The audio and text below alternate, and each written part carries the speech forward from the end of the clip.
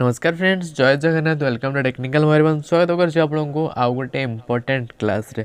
तो फ्रेंड्स आज आम डिस्कस करिया +3 फर्स्ट ईयर AECC-I पेपर रो यूनिट 4 विषय। तो लास्ट वीडियो रे हम डिस्कस करथिले यूनिट 3 विषय। यूनिट 3 रो किसी इंपोर्टेंट शॉर्ट क्वेश्चन आपको शेयर करछि।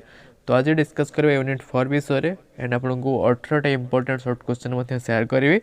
तो यूनिट 4 आपनकर कौन रही देखिए आप यूनिट 4 हूँ प्राकृतिक संपद और परिवेश सुरक्षा आईन समूह। ओके, जहाँकि natural resources and environmental law यहाँ हूँ आप यूनिट 4। तो फास्ट आम डिस्कस करबे किसी विषय भित्तिक सूचना विषय देन तापर आपको 18 टा इंपोर्टेंट शॉर्ट क्वेश्चन विषय शेयर करी। एंड तापर जब आप चैनल न्यू अच्छा चैनल को सब्सक्राइब कर दिखाते बिकज आपको एठारे एमती इंपोर्टेंट क्लासेस नोट्स एंड आप क्लासेस हुए। ओके, तो सब्सक्राइब करने भूलें एंड सांगसाथी मान सहित शेयर करदे। तो फास्ट कौन रही देखो विषय भित्तिक सूचना प्राकृतिक संपद। तो प्राकृतिक संपद कौन? परिवेश अंतर्गत जो समस्त वस्तु व शक्ति प्रत्यक्ष और परोक्ष भाव में मनुष्य समाजर भौतिक हित साधन करें आपणकर संपद कहुए। तो संपद क्या कहुए आप जानीपारे। देन प्राकृतिक संपद श्रेणी विभाग किपर भाव में कराई ना विभिन्न दृष्टिकोण प्राकृतिक संपदर भिन्न भिन्न श्रेणी विभाग कर सजीव और निर्जीव उपादान भित्तिर संपद दुई प्रकार यथा जैविक संपद एंड अजैविक संपद जहाँकि बायोटिक एंड अबायोटिक। ओके, तो प्राणी और उद्भिद संपर्कीय संपद। तो प्राणी और उद्भिद संपर्कीय संपद यथा वन्यजंतु पशुपक्षी अरण्य मत्स्य आदि संबल को जैविक संपद कहुए। तो जैविक संपद आपंकर कौन कौन ना वन्यजंतु पशुपक्षी अरण्य मत्स्य आदि संबल को जैविक संपद बोली कहुए। एंड निर्जीव पदार्थ यथा मृत्तिका खनिज द्रव्य आदि अजैविक संपद अटे। तो जैविक कौन अजैविक कौन आप जानीपारे सर्ट क्वेश्चन आसले आप इजिली आंसर करें। ओके, देन तापर कौन कहला व्यापकता व परिमाण और क्षयशीलता दृष्टि प्राकृतिक संबल को दुई भाग में विभक्त कर प्राकृतिक संबल को केते भाग में विभक्त कर दुई भाग में यथा कौन कौन असरंती बा नवीकरण योग्य आपंकर रिन्यूएबल संपद और सीमित बा क्षयशील नॉन रिन्यूएबल संपद। ओके, तो नवीकरण संपद कौन ना नवीकरण संबल होकर संपद कौन जो प्राकृतिक संपद को बारंबार व्यवहार करने सत्वे तार संपूर्ण क्षय हो बा कौन सी प्रकार नष्ट करदे पुणी पूर्वावस्था को प्राप्त हो पारुथिबो और विभिन्न चक्र प्रक्रिया रे जो संपद गुड़िक निजर स्थिति बजाय रखिपारुथिबे सेगुड़ी को नवीकरण योग्य संपद बोली कहा जाए। ओके, तो बुझीगला आप नवीकरण योग्य संपद कौन एंड जहाँकि नवीकरण अयोग्य संपद। ओके, ना जो प्राकृतिक संपदर जीवन चक्र नहीं कि नष्ट करदे पुनर्बार नूतन भाव में सृष्टि हो पारनी हो पारे सेगुड़िक नवीकरण अयोग्य संपद कहुए।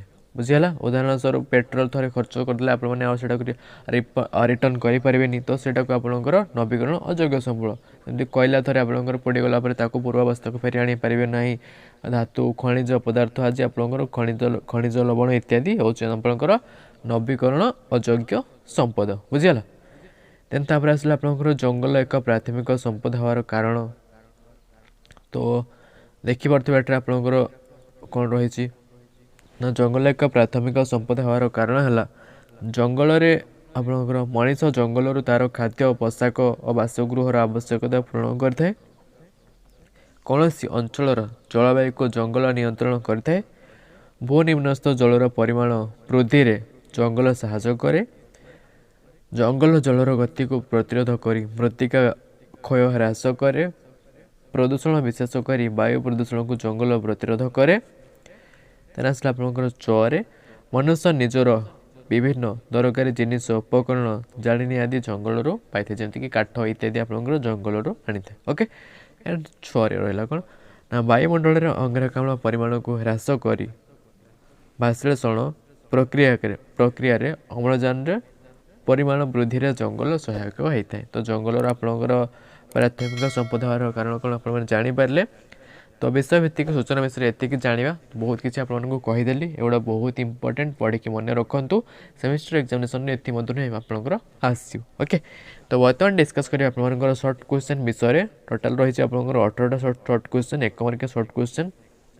तो फटाक से डिस्कस करते तो फास्ट रही है आपंकर सुनास्थान आपंकर नंबर 1 डैश वर्ष ईपीए अनुमोदित होता 1986 मसीह आपंकर ईपीए अनुमोदित होता ओके। नंबर 2 डैश इंधन दिल्ली सर्वसाधारण परिवहन पाई उद्दिष्ट मोटरजान व्यवहार पर बाध्यतामूलक करागला आपंकर सीएनजी को ओके। सीएनजी गैस को आपने जानते कंप्रेस्ड नेचुरल गैस को आपंकर इंधन दिल्ली में बुझल।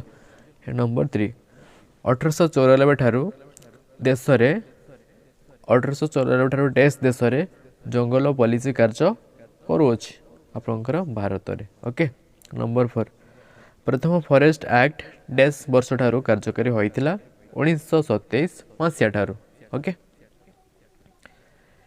तापर आसला कौन तापर देखो आपंकर आसला 5 नंबर भारत में डैश एक संकटपन्न प्रजाति सिंह पर लांज थिबा मांकड़ ओके।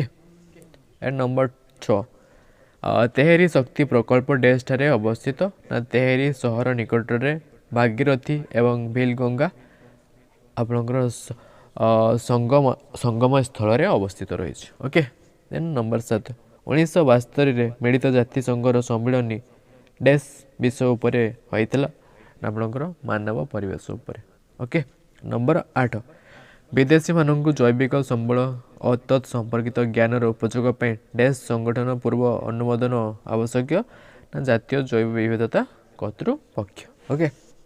देन डैश एक आंतर्जातिक सहमति जार निजस्व सत्ता अच्छी किंतु यह प्रचलित कन्वेंशन सह संबंधित होता है प्रोटोकॉल ओके। देन आसला आपनकर 10 नंबर समाजर चाहिदा पूर्ण करने निमंते स्थानीय लोक मानू एकत्रित कराई से द्वारा जंगल सृष्टि करी आवश्यकता अनुजाई विभिन्न जंगलजात पदार्थ उत्पन्न करने व्यवस्था को डैश कहुए सामाजिक वनीकरण बोली कहुए ओके। तो 10 नंबर जाई गला बाकी रहा 8टा। तो तापर आसला आपनकर 11 नंबर प्रकृति प्राप्त संपद गुड़िक उपयुक्त व्यवहार परिचालना रक्षणाबेक्षण तथा विनियोग को डैश कहुए आपनकर संरक्षण बोली कहुए ओके। देन 12 नंबर अभयारण्य जातीय उद्यान इत्यादि निमंते स्थान निरूपण और परिचालन निमंते डैश राज्य सरकार को परामर्श देता है आपनकर वन्यजंतु उपदेष्टि मंडली मानक ओके। एंड नंबर 13 परिवेश सुरक्षा आईन डैश मसीह प्रणीत होता 1986 मसीह ओके। देन आसला आपनकर 14 नंबर आम भारत में भूगर्भ डैश कोटी टन कोयला गच्छित अच्छी बोले वैज्ञानिक मैंने परीक्षा कर जापर आपंकर 8000 कोटी टन कोयला गच्छित होती आपंकर भूगर्भ ओके। एंड 15 नंबर जंगल संरक्षण आईन डैश मसीह प्रवर्तन करागला आपंकर 1980 मसीह ओके। तो गुड़ा बहुत इंपोर्टेंट आपर सेमिस्टर एग्जामिनेशन एथि डेफिनेटली आसो ओके। देन नंबर 16 ओडिशा घरे जंगल संरक्षण आईन डैश मसीह प्रणीत होता 1947 मसीह आपंकर प्रणीत होता ओके। देन आसला 17 नंबर 1981 मसीहार वायु प्रदूषण निरोध और नियंत्रण आईन डैश मसीह संशोधित होती 1987 मसीह ओके। देन 18 नंबर रासायनिक दुर्घटना आईन डैश मसीह प्रणीत होती 1996 मसीह बुझीगला। तो 18टा सर्ट क्वेश्चन आपको शेयर करी एंड विषय भित्तिक सूचना विषय में आपको डिटेल्स बुझेदेली। तो आशा करुँ डेफिनेटली ये क्लास टी आपको भल लगी जहाँकि EVS यूनिट 4 विषय डिस्कस करेंगे सर्ट क्वेश्चन विषय। तो नेक्स्ट क्लास में डिस्कस करवा गोटे शब्द बा गोटे वाक्य उत्तर लेख से विषय डिस्कस करिया। तो बहुत इंपोर्टेंट क्लासेस एबे आसीबो। तो बहुत इंपोर्टेंट क्लासेस समस्त मिस करेंगे नहीं एबे कंटिन्यूअसली आपन क्लासेस रहिबो। तो किछि दिन गलानी क्लासेस हो नथला बट एबे कंटिन्यूअसली आपन क्लासेस रहिबो। तो ये यूनिट 4 गला एंड लास्ट आउट रही है यूनिट 5 से विषय डिस्कस कर सारिकी आपन सहित टेस्ट विषय डिस्कस करवा एंड आपन सहित क्वेश्चन आंसर सब किसी आपको शेयर करी बुझीगला। तो यहाँ ही आमर यूनिट 4 जहाँकि प्राकृतिक संपद और परिवेश सुरक्षा आईन समूह नेचुरल रिसोर्सेस एनवायरमेंटल लॉ विषय आप सहित आलोचना करी। आशा करुँच आपको डेफिनेटली भल लगी आज क्लास टी भल लगी गोटे लाइक करदे आउ चैनल न्यू सब्सक्राइब करदे आउ सांग साथी मान सहित शेयर करने जमा भी भूलें ना। Thank you so much.